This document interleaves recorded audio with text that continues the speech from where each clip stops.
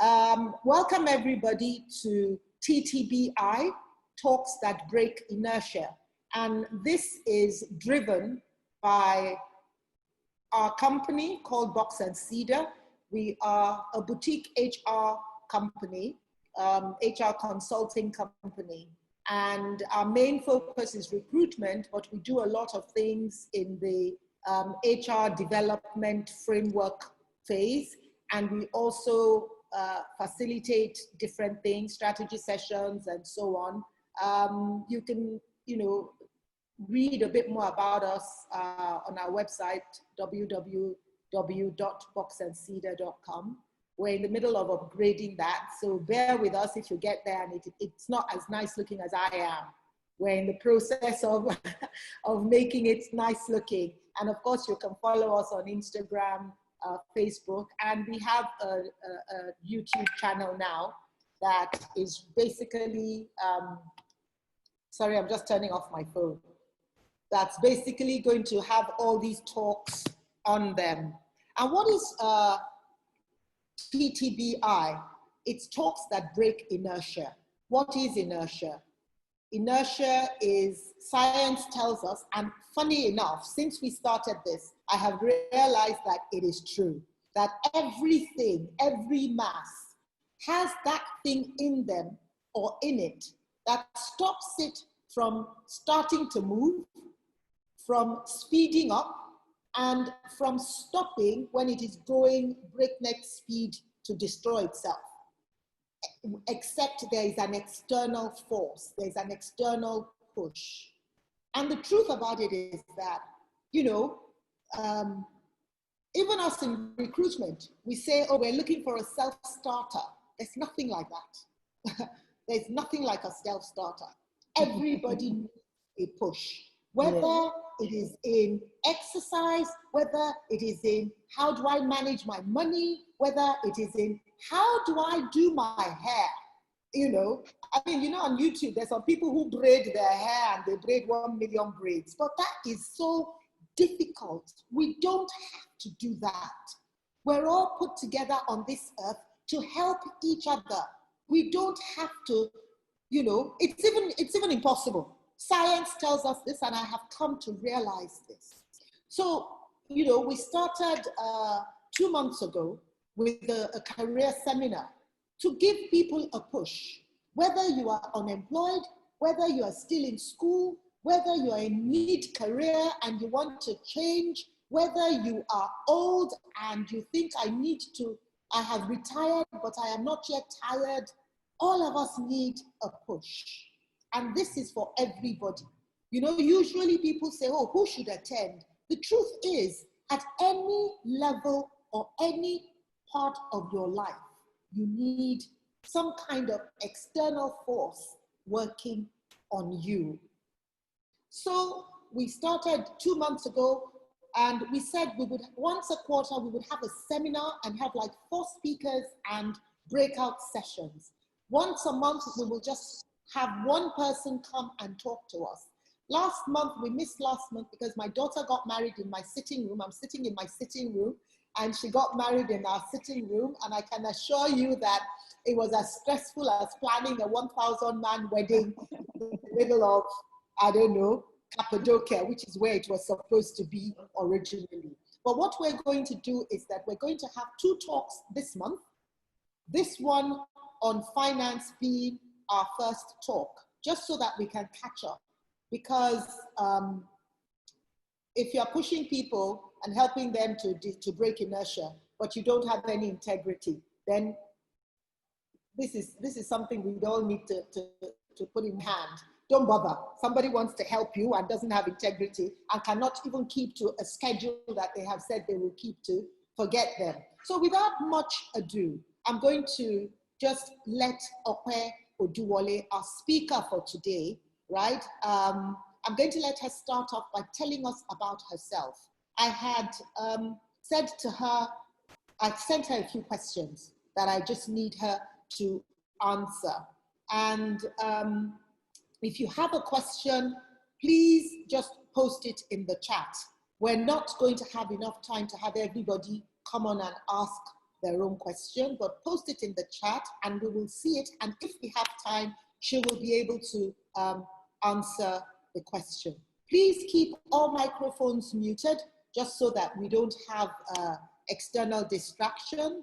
And I am looking forward to this session because I want to know, you know, I said to her, she said, oh, what age range? And I've pretty much told her everybody, because I look at myself and I'm like, one of my worries, am I going to have, I'm not even going to tell you what my age is. I'm going to leave you to guess. But you know, you get to a point where, am I going to have enough money to live on? Or am I going to have to depend on the handouts from my children?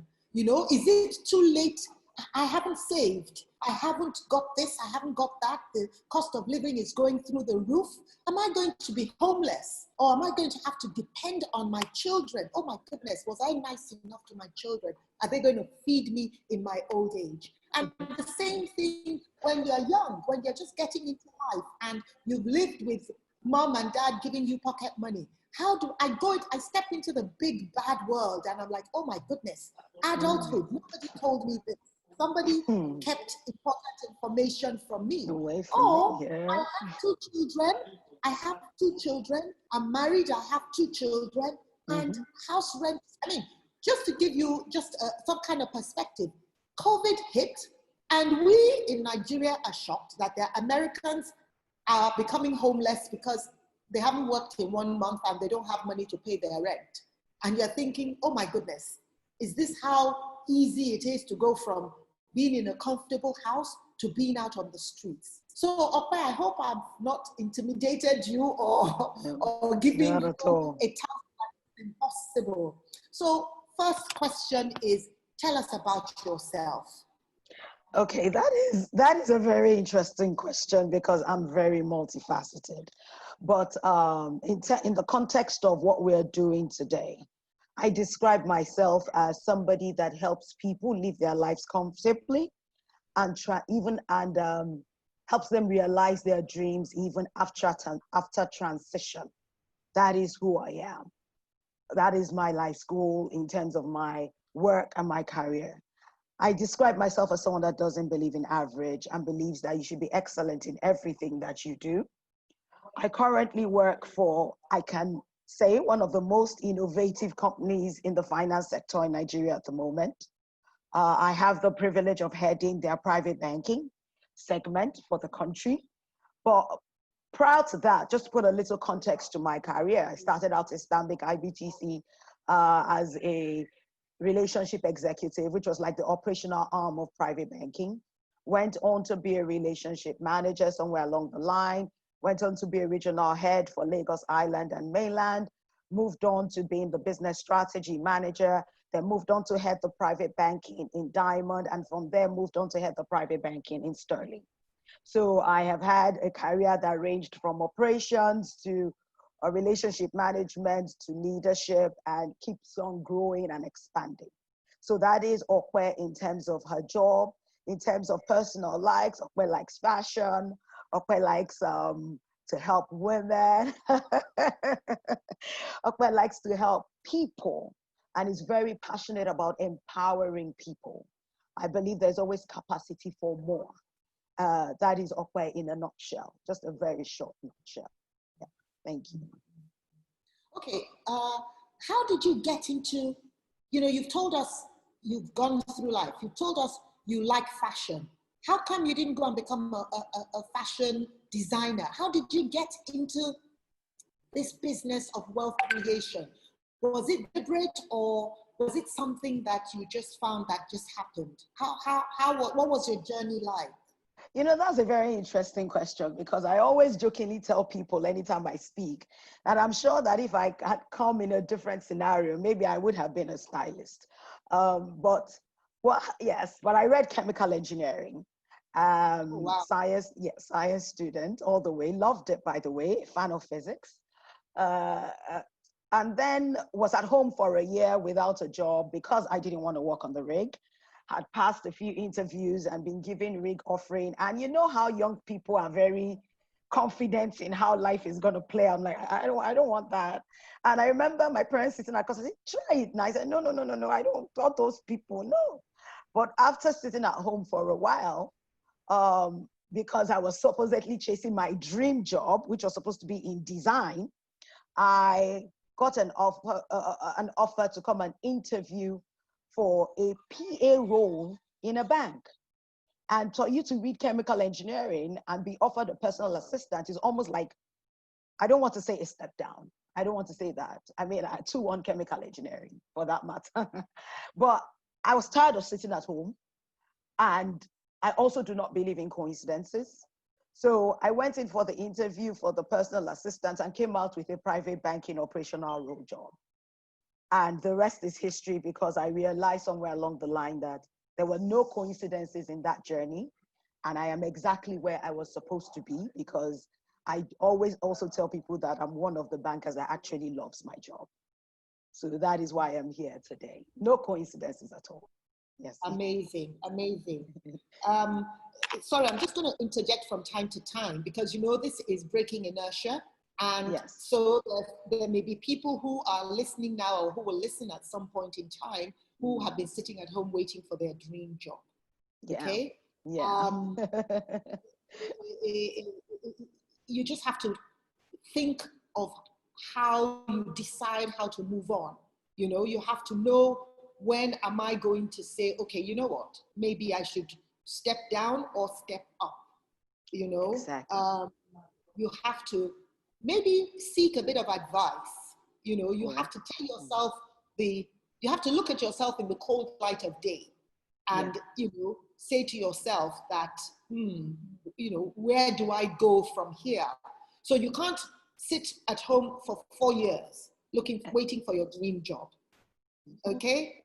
And when an opportunity comes, like you said, you don't believe in coincidences, you need to be ready, you know, not necessarily to change career or anything, but when something comes your way, you need to be ready. And for you to do that, you're not going to sit down for 1 year twiddling your thumbs. You're probably going to be reading up on this.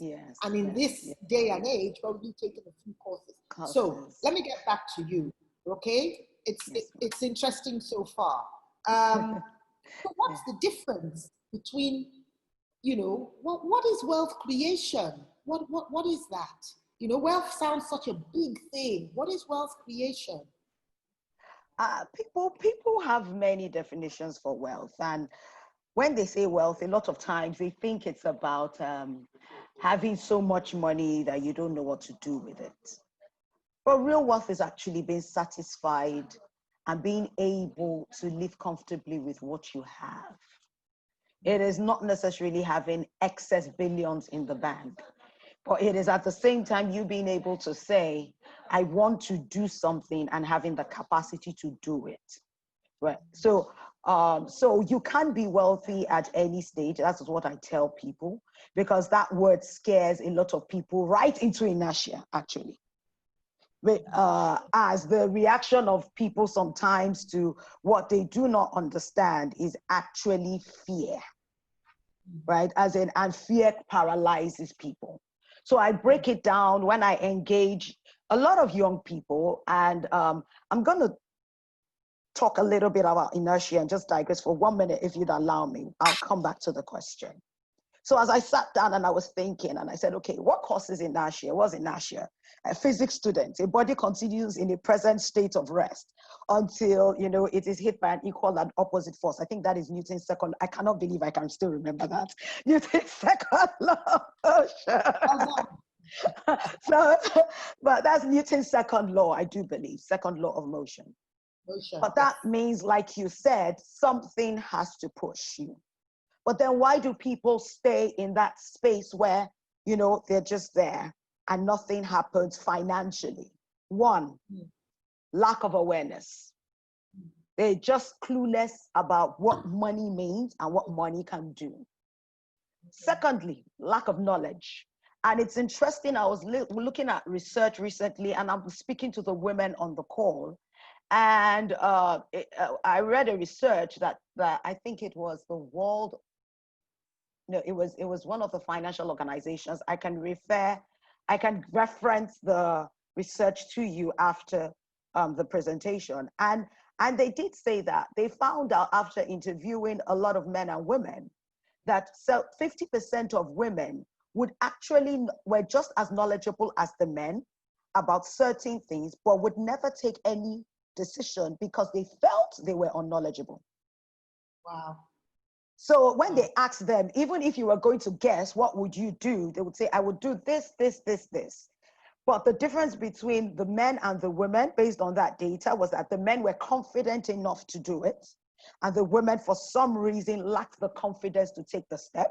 Whereas almost the answer to the situation was 75% correct by both of them. Wow. So that is where lack of knowledge, or sometimes I call it fear, cripples people. And lack of knowledge translates to fear. Anytime you are somewhere where you feel you don't know, right, your next reaction usually is, I don't want to be embarrassed, I don't want to be disgraced, I don't want to make a wrong decision. Most people pull back into fear. Some people pull into taking the other side, which is to take extreme moves, but most people pull back into fear. The third thing that I really, really talk to people about when I'm doing financial planning is because I like to get to the root of the matter. Why are you behaving like this? You know, people don't just behave. It is your internal mind that feeds your external decisions. And I see, you'd be amazed, a lot of insecurity. Why did you buy a $10,000 bag that you could not afford? Because I want to go to a party, and when I come in, everybody looks at me like, oh, she has arrived, because their opinion is important to me. It feeds my validation of myself. Why did you buy that new car and take a 25 million naira loan, which was, put inflation, maybe that was a few years ago. You want to buy a new Porsche with all the trimmings. If guy buys a 40 million naira car and you are paying a mortgage on a depreciable asset, which reduced in value from the moment you drove it out of the port, and you do not have your own home, and that 40 million loan could have gone into your house because you want your boys to think that you have money. Why would you go to a party and pop champagne and spend hundreds of thousands of naira, right, and feed it into your savings because you want your boys to think that, and I say your boys because guys do the boys thing. You get, as you say, those are my guys, those are my boys. I have arrived. So when I sit with customers that are struggling to find financial balance, because the problem is not, can you create wealth? And the problem is not, can you manage wealth? The problem is, are you committed and disciplined enough to be consistent with the journey? So for us to develop that commitment and that discipline, we need to get to the root of why you are not committed and why you are not disciplined, and then address that, and then show you the real picture. And then we now start to work on you in different ways, as we grow from stage to stage. Another thing I tell people is greed. You just want everything for yourself. That one is a major problem. So I'm saying that one, you sometimes need to say, you really can't tell greedy people you're greedy, right? So you just need to walk with a lot of emotional intelligence. Another very interesting reason why people are in inertia is a lot of times they have hit rock bottom. Why did they hit rock bottom? Because they had excessive optimism about plans and ideas without proper planning. So I want to go into selling clothes. I did not do any market research. I just feel like because I look nice all the time, I'm qualified to market clothes. Problem. Tomorrow, I want to go into catering. I don't know anything about catering, but people tell me that I cook well, right? I don't have the network to build it. I don't know anything. I'm not even a good salesperson. So I don't know how to put my product on the ground. I don't want to hire people to do it, but I know how to cook. So I'm just enthusiastic. I just believe that, this thing shall work. Okay, it will work. It will work. It will not work. And by the time that happens 2, 3, 4 times, you see people that are in inertia because they're afraid of failing. You see people that are in inertia because they're not surrounded by the right people. Because there is a way, if all your friends are talking, one of my closest friends said many years ago, we had just started working. And I like to put in stories because it helps people connect. And we were three friends that used to pray together. And she said we came after a year of not seeing each other, we were going to hang out together. And the two of us were talking about, how much do you have? Are you doing mutual funds? So how much do you have in mutual funds? And she was looking at both of us like, they're doing mutual funds. What's mutual funds? I don't understand. Hey, what's going on here? And then she said she went to her husband, went home, sat down with her husband and said, you know what? I need to make some changes because everybody around me seems to be moving. So she was in inertia, but she was surrounded with people that were moving and she was exposed to that. And therefore it spurred her on, just like you said, something was pushing her forward. The last thing I say that causes inertia is just a lack of understanding about the principles around money. So you actually take steps, or you've taken steps in the past, but you don't know anything about investing. You don't know anything about giving, because giving is one of the principles of money. People actually don't know that. You don't know anything about budgeting. You don't know anything about planning. So you keep going around in all these circles and not achieving your goal. And there is nothing, hope delayed makes the heart faint, that is as sad as if you keep trying to hit a goal and you do not achieve it. Because what happens is that after some time, you actually lose hope. And the hardest people to pull back on track sometimes are people that have lost hope, because they just feel like, you know what, I can't do it. So the issue is not even whether you're creating wealth or you're managing wealth. Because you could be a trust fund inheritor who has inherited money from his or her parents and still be manifesting all these factors. You could be somebody that has extremely wealthy parents who are alive, who are willing to help you start a business and still be manifesting all these factors. You could be somebody that is building yourself from the ground up and still be manifesting all these factors. You could be elderly. So the question is, what is stopping you? And do you know how to handle it? Then we can start talking to you about how to create wealth or how to manage wealth. Wow. I think I can even go now and first of all go and analyze myself and see where am I in the spectrum. But you are so right. I think part of what you should start to do is to speak. I know you speak, but you need to gather a following. You need to. Oh, thank you so much. And then having listened to you, I know you're not going to start tomorrow to gather people. You're going to have to even see whether you have more, in your kitty than just being able to speak. Amazing. Okay, so I'm going to leave you to tell the story. What should I'm starting out. What should I be looking at? Okay. Let us assume that the people we're talking about have gone to school. So they have a basic education. Let's start from there. Fantastic. That's different from someone who doesn't have a basic education. Fantastic. So I did a seminar recently with young people. So I was on one of those online websites with one of those very popular bloggers.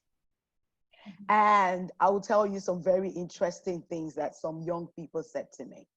I'll start from what we spoke about and I'll give you feedback. And I found that it even cuts across even older people because it's kind of different for each age demographic. So if I was speaking to retirees, I'll tweak it a little bit. Middle income, I'll tweak it a little bit. But I'll try and cut across board. So the question usually is, there are two things I start with people. I say you have to have a picture. Some people call it have a goal, have a vision. Some people call it know where you are. And the truth of the matter is the way you know where you are in finance is by two things. It is by budgeting and it is by planning.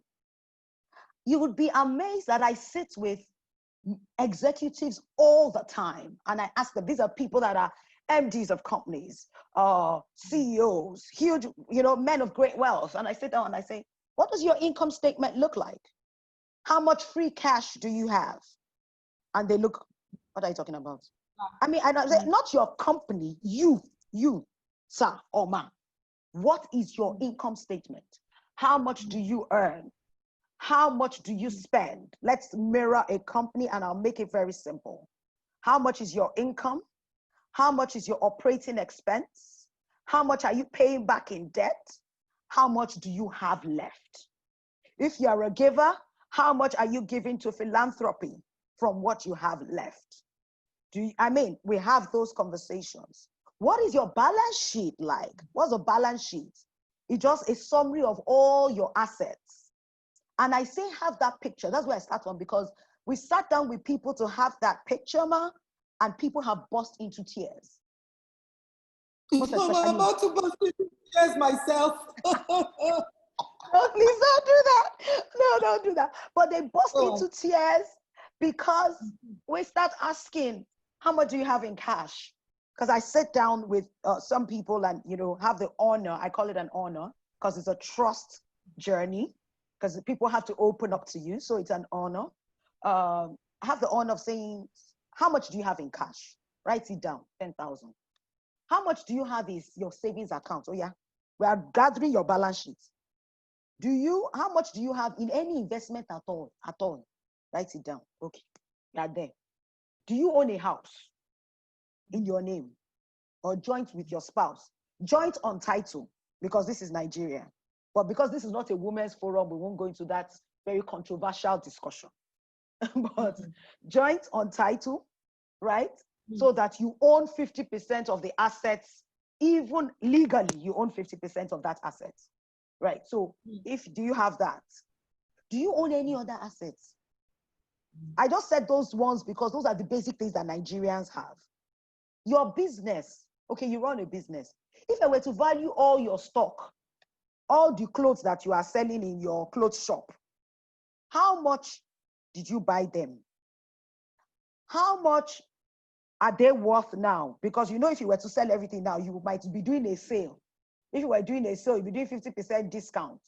That means that is actually how much it is worth, not the amount that you bought it, but the amount that you are going to sell it now. In technical terms, they will be saying things like cost of goods sold versus selling price, but let's not make it technical. This is the amount that you are selling it. And then you are looking at all of that. Okay, so let's even say that you don't sell stuff. Intellectual capacity. How much do you charge?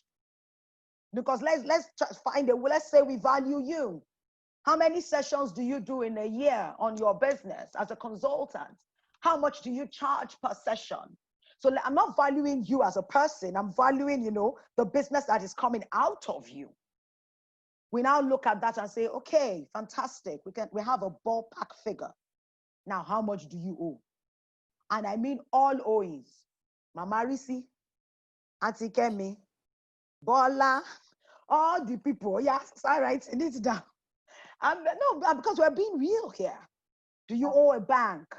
What is the rate of your loan? Do you understand? How much did you borrow for those stocks that are still sitting in your shop? What is the rate of return on that stock? That's your auntie that put money in your business. She borrowed you 1 million naira and you promised her that auntie at the end of the year, I will pay you back 1 million plus 10% interest. You're owing her. You're owing her 1.1 million. Yes, so by the time I value you in entirety, how much are you worth in naira and kobo terms? And that is where people, mainly women, burst into tears. Because a lot of people run on a negative. So I start with, first of all, we do that so we have a picture. Then after we have the picture, we now sit down and do what I call real talk. And I call it real talk because I tell people beforehand, auntie, uncle, brother, sister, mommy, this is Nigeria, so we have different acronyms for everybody. We need to have a real conversation. Where do we cut? If it's negative, we can't run on a negative. Something has got to change. And different things apply for different people based on their backgrounds, based on what they have accessible to them. Some people, I'll give you a perfect example of the simple things that change for people like women. Your gold. Look at that gold stack. Your children's wedding 15 years ago. You still have that gold there. You're never going to wear it again. It's too ostentatious for you. You bought it for the wedding. You bought it at $100,000 at that time. Maybe you were working. So your first child, you did $100,000. Your second child, you did $100,000. You haven't worn it since then. And you're probably never going to wear it again. And it has appreciated in value and it's sitting there and you're running at a negative. Whereas what you could have done was turned that asset into cash and used it to augment your cash flow so that you're running at a positive. That is for women, right? For men, it's always slightly different because they don't store in gold. They store in toys that are harder to dispose of sometimes. Electronics, their Bose sound system and, you know, the large screen TV and all the Xbox games, right? Depreciate. Somebody even put depreciating assets. Oh, that was a dig at the guys, depreciating assets. But a lot of times that's what they spend their extra cash on. They spend it on their toys. And, but we have those conversations because there are secondhand markets for some toys too, if it is a critical situation. So have the picture, know where you stand, and you can do this with, it doesn't have to be a finance guru. It just has to be somebody that you know that is trustworthy and understands how to help you itemize everything. And why do we tell you to do it with someone? Because it keeps you accountable, right? So if you do it yourself, we have the propensity to lie to ourselves and say, that debt is not really that bad, you know? For us, it is bad, right? So somebody doing it with you keeps you accountable. So that is where we would start. Have a picture. Let the picture be clear. Know exactly where you are. And then we now start to mitigate where you are. I hope that has helped somebody that is listening. It has helped us all. You know, when you said that, oh, sometimes you think of the debt and you think, oh, it's not really much. It is a debt. If it is not much, pay it off. Exactly. Pay it off. You know, this talk has been even more eye-opening than I thought it would be. You know, just a question, and then we'll move on to something else. But I wanted to just ask, okay, you said that the men have toys. What about men who have 15 plots of land, but they're finding it difficult to eat? But they have in their psyche, oh, land is good investment, right? I have 15, I'm building 10. But they're wearing rags, they're not doing anything, but they have this massive assets that, what do you say to that? So we have people, we call it assets rich, cash poor. Mm-hmm. So you have no liquidity in your portfolio. Mm-hmm. And there's a secret to wealth creation that people do not understand, and that when I sit with customers, I help them to see. The only way you can quickly take advantage of opportunities a lot of times is to have some cash in your portfolio. Because sometimes opportunities just open up, right? I'll give you a perfect example. During the pandemic, while people were panicking, Nigerian Euro bonds were being dumped by a lot of foreign investors and went into a deep discount. Deep discount means if it was at 10 naira, it was selling at 4 naira, right? Wow. I think it went as low as 6, let's say 6 naira, right? I'm using naira 10 and 6 just to make it easy because I'm conscious that there are non-finance people on the call. So let's say it was at 10 naira, that's the original starting price. It went as low as 6 naira, in fact, close to 5. And what happened was a lot of people saw that. And these were not 2020, they were not bonds that were far, right, to maturity. Maturity means the government will now redeem that instrument from you. So it's like something that is worth 10 naira, you buy it at 4 naira, and then at the end of the day, they give you back 10 naira. That means you would have made 6 naira just from holding something for a few months. In fact, some people that bought it at 4 naira, as at today, those bonds have moved back to position, and some of them are even selling above the 10 naira. So those people can say, oh, I want to sell. But guess what?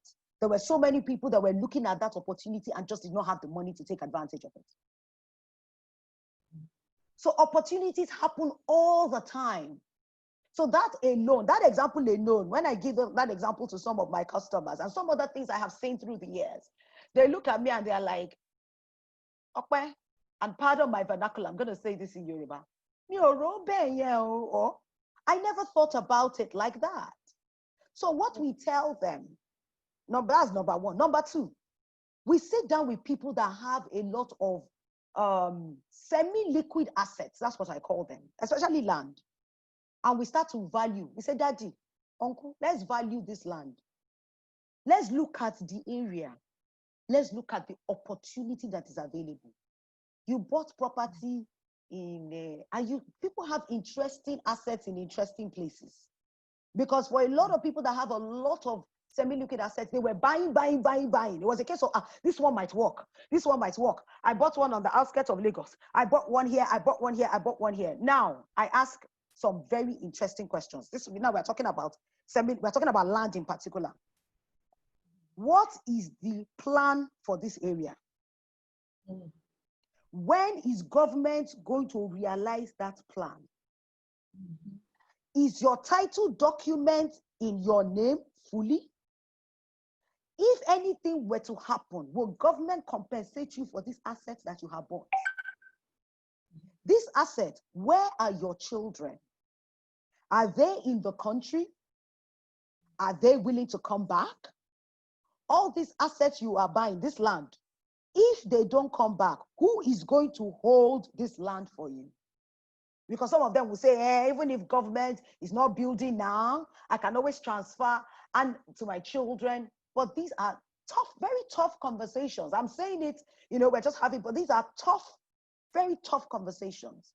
Because we've had people now say, you know what, Okwe, I need you to stop. I need to go and think. I don't want to go into depression.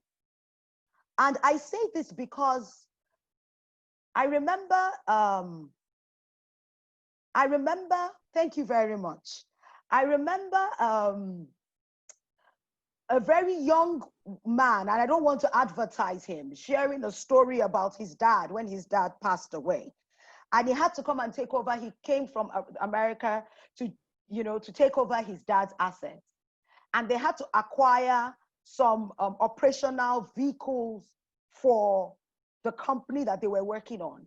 And he said he walked into this trucking yard and it was full of trucks, billions of naira.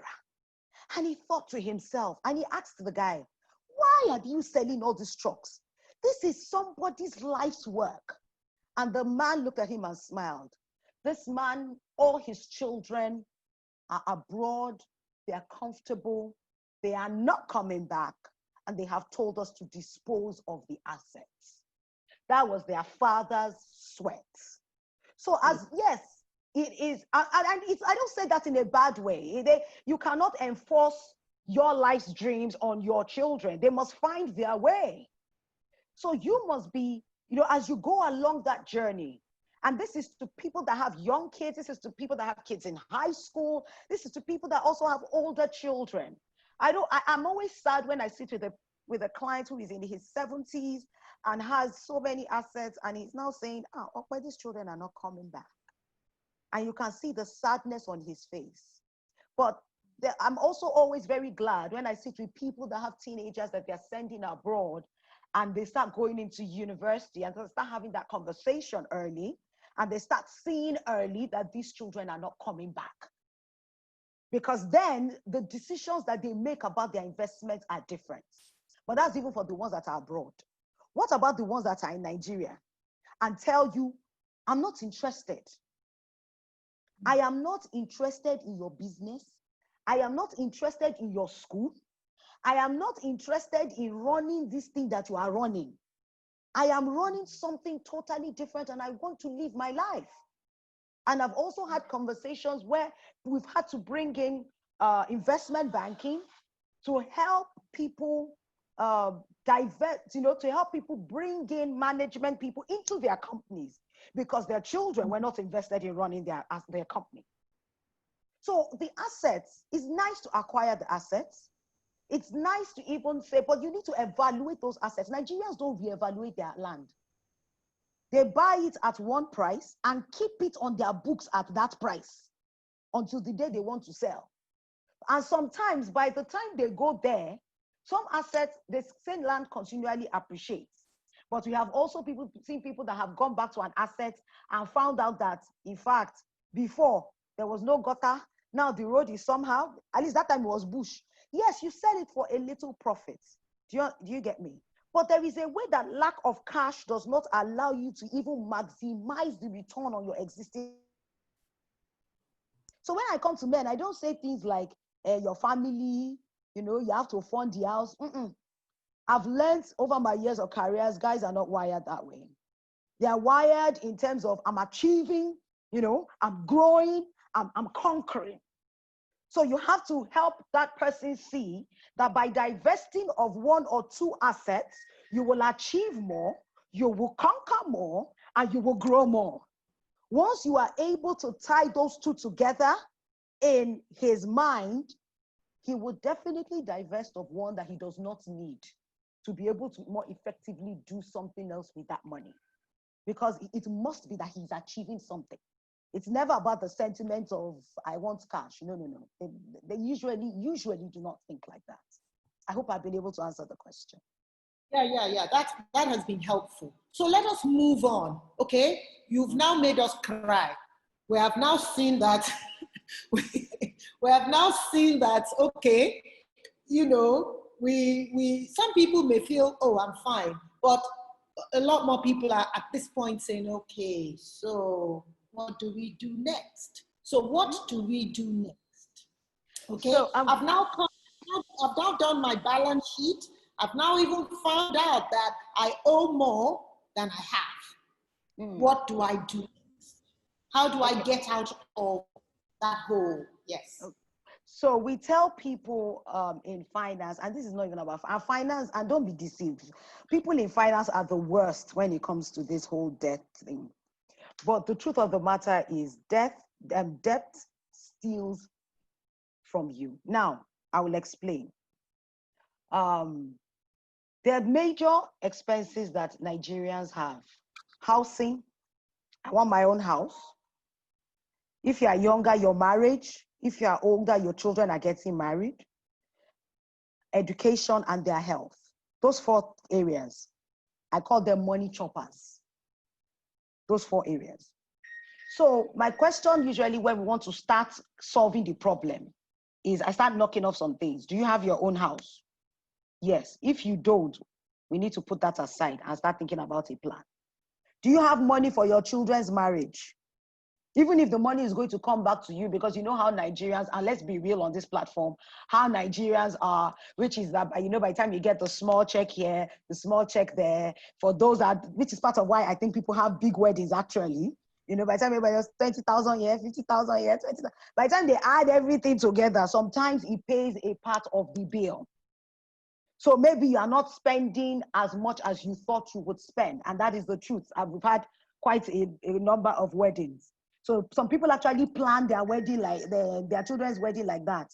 I'm spending 5 million, but I know between my friends, by the time they, do the normal, maybe 4, in fact, maybe more than 5, I might even go into positive say if I make income. And so Nigerians do that. I'm being real on this call. I'm so sorry to cut in. Times are changing. Let me just anybody who does that is going to be on their own. I have 3 married children. It doesn't work like that anymore. It doesn't work like that anymore. But continue. So we say that. But since it doesn't work like that anymore, marriage becomes a real expenditure. If you are a guy and you are marrying into certain parts of the country, you're going to spend a lot of money. If you are a girl and you are from my side of the country, your parents are probably going to spend a lot of money. Even if they are splitting the bill and all the different things that come into play now. So marriage is key in terms of major spendings in the course of a Nigerian, now I'm talking to Nigerians, lifetime. Education. And when I say education, whether it is structured or personal development. So whether you are doing your master's or you are actually just consistently taking courses to grow yourself, the higher you go, the more you spend. So before, when you were junior, you'd probably do a 15,000 naira webinar.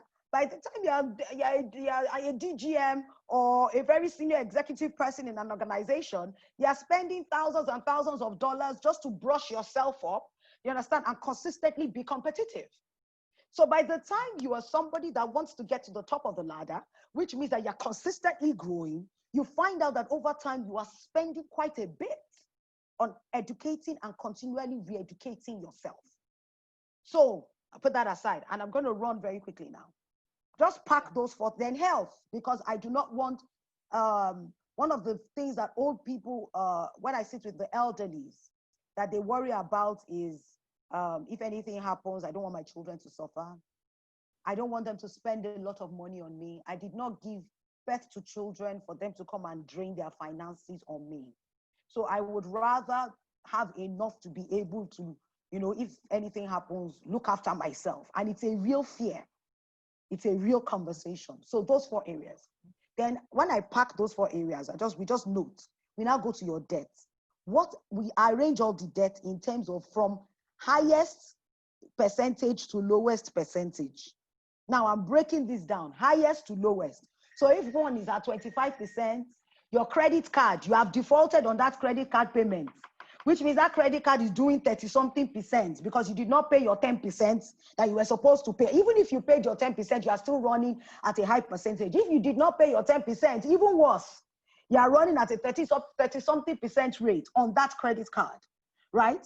That's the first debt you need to knock off. And then we start to do the rolling effect and knock off from the smallest debt. So I usually start with the smallest because people, when they achieve, start to feel they gain momentum. So if I'm paying off, I paid off that 500K. I've done the 500. You know, there's a way it gives you the push. And we also build in the reward system. So every time you pay a particular debt off and release some cash flow, I usually encourage people, what is that one thing you wanted to do? Because in paying off your debt, if you are being aggressive about it, you are denying yourself of certain things to pay that debt.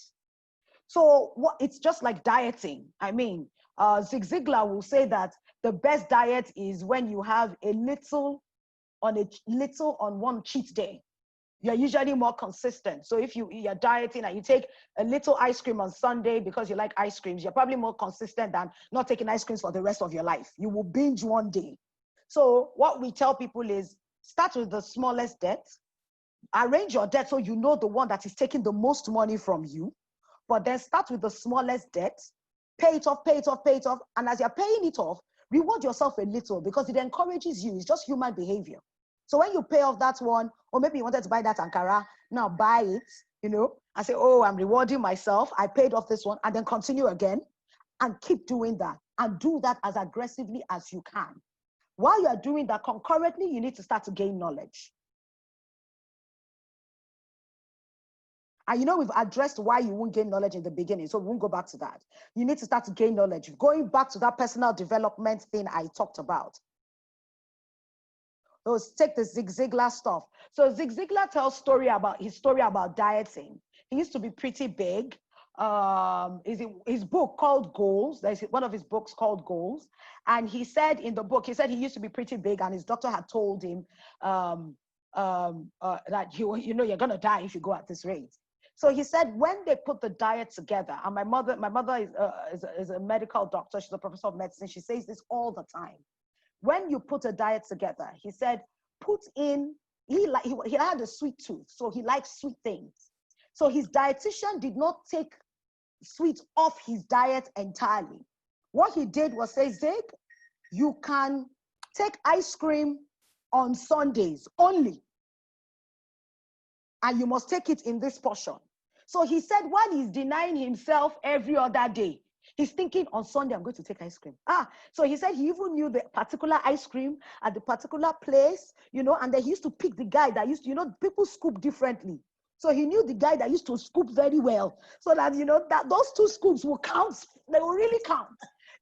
and he would relish every single bite, but it would keep him going for another week. And that is the way we encourage people to pay off their debt. So you do the little, then you keep going. You're concurrently educating yourself. I tell people, I'm just going to throw in some little nuggets because we don't have time. I won't explain them. Just practical things that help you. Save where it is stressful for you to liquidate. Don't save where you can get the money easily. Save the one that you have to go and get a form, then sign the form, then go to the place, then drop the document. Because guess what? The truth of human behavior is by the time you do all those things, a lot of times, somewhere along the line, in fact, thinking about it alone is enough for you to say, maybe I shouldn't. But if it is, you have easy access, you will touch it. So I usually tell people, save where you actually have to do something stressful. So do a mutual fund. Do something that you have to fill a form. You have to call somebody. Don't do the online access to your money if you are saving. So if you are saving, do the kind of savings that you have to go into. You have to actually drive to that bank, go into the banking hall, write a letter, tell them to liquid. Because by the time you start the journey, somewhere along the line, for a lot of people, even thinking about it is a put off. So it usually helps. The second thing I say is have an accountability partner. Because when two work together, two heads are better than one. Have somebody that checks you. Just have somebody that checks you. Somebody that you respect.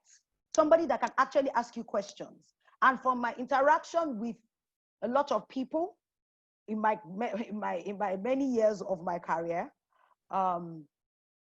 I can say to a lot of people, for a lot of people, that person is not your spouse. Because a lot of times people can, I mean, when I talk to men and they say, for a lot of men, they say, my wife is my accountability partner. But then when she says, don't do this, they say, that's what I want to do. And that's what I'm going to do. And I tell you, in banking, we have real conversations. But when they have a friend that they respect what he has done with his funds as their accountability partner, and he says, my guy, why do you want to do this? I find that they listen better. It's not necessarily something that women like to swallow, but it's the truth. I just thought to drop that there. Maybe somebody needed to hear that. Have an investment club if you can do one. And what's an investment club? Just a group of friends coming together. That's an investment club. So sometimes people see opportunities that they cannot take by themselves. Oh, somebody is selling a property and it's 20 million. You have only 5 million. And what happens to people is, I can't buy that property. Whereas what could have happened was, and men also do this more than women actually, call 4 or 5 friends and say, how much do you have? Oh yeah, let's buy this property together. Put a contract in place. This is where people make mistakes. But as I said, I don't have time to go into details about investment clubs and the legalities and how to put it in place. Work on have an emergency fund. Have an emergency fund. If something happens, you need a backup you can touch quickly. In fact, after you pay your debts, the next thing we tell people to do in terms of hierarchy of, picking up your finances is having an emergency fund. We said you would have built your income statement. So you know how much you spend on the average. We usually advise 3 to 6 months of what you are spending on the average. And I'm saying this to everybody that is working right now. If you're on this call and you are working, you can save. I tell people everywhere, if you pay your tithe and you are a Muslim, you pay zakat, you can save. What you do is take out your tithe before you spend your money. That's what you usually do. The same way, take out your investment before you spend your money. Pay the investment first, then spend what is left. Don't allocate expenses and then say, I don't have any money left. Manage whatever is left after you have funded your investment. When you do it that way, you usually find out that you can actually save, because what happens is that your expenses will shrink to what you have. Maybe you would have bought 3 Ashwebis. Now you won't even buy any. You just nicely tell them, I can't, I'm not doing this more. Don't be angry, my friend. Understand? Or we can't go out today, and all of that. So please, an emergency fund is very, very important. The last thing I'm going to tell people is start where you are. So when I sit with a lot of people, I said, when I sit with a lot of people, I saw that when I sit with a lot of people and we speak about the fact that they don't have money to invest, after we've done the income statement, after we've broken down the operating expense into what they're actually spending on, after we've rearranged it to direct debit their accounts, not the one that, and this is whether you are working or in business, because I have dealt with people on both sides of the spectrum. I have dealt with businessmen that will tell you, once money comes into my account, remove so percentage and move it to my investments. So that is their own form of direct debit. They don't get monthly money like a career person. You know, they do business. So they just say a certain percentage of this business is going here, right? And then for those that are career people, once that money hits, the same day, don't do the next day. Take out your savings. Now, I'm going to address a particular set of people. People that and I'm being very practical and real now. Your expenses are way more than your income. And this is real life. You're looking after your siblings, you're looking after your parents, and you're literally just trying to, and things come up and it's swallowing your income. Real life things. You're not being frivolous. You're not buying a shebi. You are barely eating and having a roof over your head. And a lot of young people ask those questions. How do I save when I can't even cover my bills? And I ask them some interesting questions. What are you doing right now? Sometimes you need to have 2 jobs. One can't cut it. Sometimes for a phase in your life, you need to work Monday to Friday and then sew clothes on Saturday and Sunday. You need to work Monday to Friday and then go and put have a shop out of your boots. For a season. It usually isn't for a lifetime. It usually is for a season. But I tell people, maybe I'm not the best person to ask. I come from a family of very hardworking women that do whatever it takes. Like most of the women coming, even in the days past, we had grandmothers that they were doing market runs at the same time. They had shops. They were doing 2, 3, 4 things at the same time because they were trying to juggle that cash flow. What I see with a lot of young people now is I want to have one career, whereas one career is not enough for you at this time. So like you said in the beginning, sometimes you need to step out into the light and say, you know what, this money will never be enough. I need something else. And then start to think about how you will start to earn additional income for a season until you stabilize. And then you can consolidate. And you might even find out that that business grows to the extent that it can thrive by itself. Exactly. Or that's what you want to do. Yes, so multiple streams. But a lot of young people don't want to do that. They tell you, I can't, it's too stressful. I can't do 2 jobs. I can't work Monday to Friday and then you now want me to have a shop again and work on Saturday. And so I can't. But you can't, you're not surviving. And this isn't even for only young people, even some older people, you need something else. That salary is not cutting it. You need something else. So you need to sit down and think about that other thing that you can do and make sure that you put it on the table and start to work towards it. And hopefully with all the experience you've had, you're able to make a success out of it. And it might be for a season, it might be for a lifetime, but somehow you're able to make ends meet.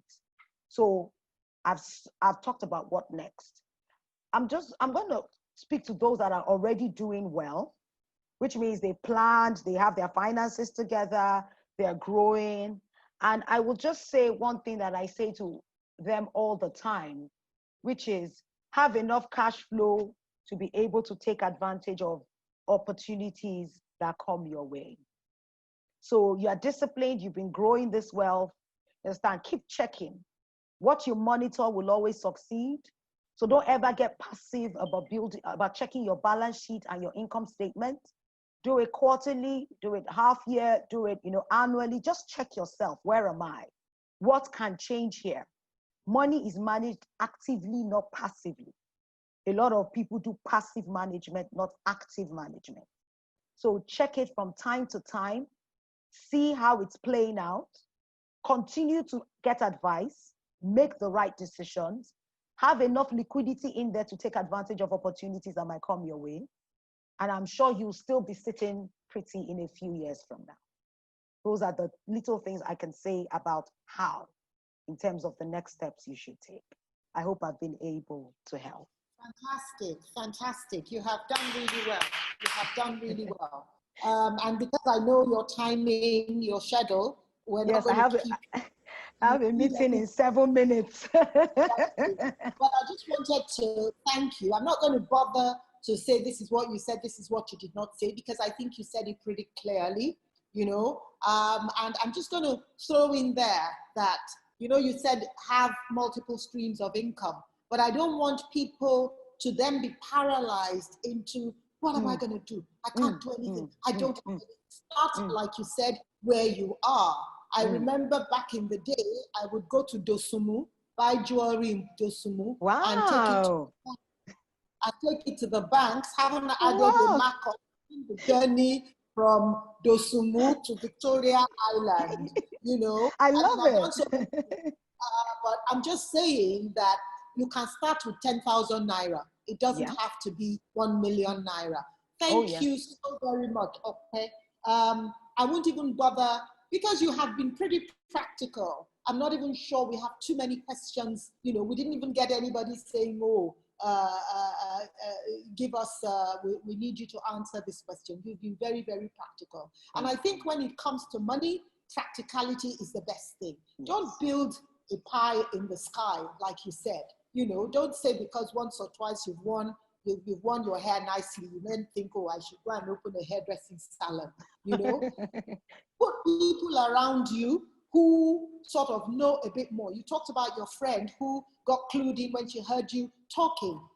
These are some principles that show me who your friends are, I'll show you who you are. So make sure you look at, do a diagnostics of your friends and say, are these people going to get me to where I want to go to? Or, am I just the one pulling them along? And I love the fact that you said, look, you're putting your siblings through school, you're having to do this for one family member or the other. You did not say, don't do that. You said, find a way to finance what it is you're doing. Because giving, right, is a spiritual principle and also a practical principle. The more you give, the more you get. So if you have 10 Naira and you hold on to it, it's going to disappear, it's going to develop wings and fly away. Thank you very, very much. And it has given us all hope that you don't have to be 28 years old to create wealth. No. Really, wealth also is not living in Banana Island or having pots of money. Wealth is being comfortable, having peace of mind, being able to afford that thing that you want and you need. Some of us may have to rejig what it is we want and what it is we need. Exactly. That's a whole other story. We need analysis. Very much. Because I must say to everybody, I don't know Okwe personally. I only met her, in fact, we spoke at 1, I think 6 minutes to 1 today. Yes, ma'am. Yes, ma'am. She's done an amazing job. She's really done an amazing job. We're going to post this on YouTube. I must find out how to get really good internet because the network wasn't very good. And so, but we'll take the recording as is. These are early days. Instead of us saying we can't do this, we're doing it the best way we can. Maybe in a year's time, when we look back on these interviews, we're going to think, oh my goodness, the quality was so bad. But Okwe is going to come back from time to time. We're not letting always her go. Open, so, always open. We improve with quality, she's going to be there. And I want to thank everybody who have physically attended today. Saturday afternoon is not the easiest time to find time to just sit down for 1 hour and listen. But I'm sure you will agree with me that it has been a 1 hour, 1 hour, 15 minutes, absolutely very well spent. It's not been an exercise in futility. Thank you very much, Ope, and thank you everybody else. And from Talks That Break Inertia, we hope that today we have been able to break some inertia. Thank you so much. Thank you. God bless you. Okay, bye-bye. Bye. Have a great weekend, everybody. You too, ma'am. You too, and everybody else. Thank you for having me. Bye.